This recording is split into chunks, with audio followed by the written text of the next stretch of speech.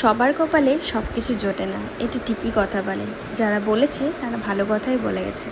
কারণ এই যে দেখো, আমার নার্সিং কোর্স করা থেকে শুরু করে এখনও পর্যন্ত কর্মরত জীবন পর্যন্ত আমি আমার মা বাবার সাথে হয়তো 2-3 মাস ভালো করে সময়ও কাটাইনি। আর বাঙালিদের 12 মাসে 13টা পার্বণও হয়তো সব পার্বণে মা বাবার সাথেই 8টা বছর বলো আমি কোনো দিনই থাকতে পারিনি। খুব দুর্গাপুজোতেও খুব কমই যেতে পেরেছি বাড়িতে।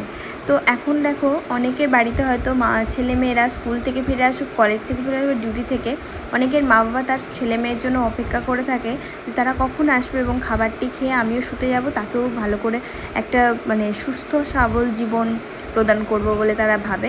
কিন্তু আমার ক্ষেত্রে কিন্তু সেটা নেই।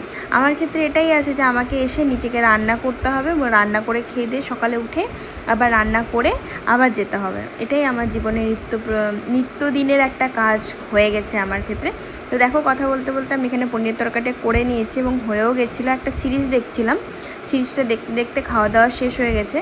চলো, টাটা, গুড নাইট, বাই।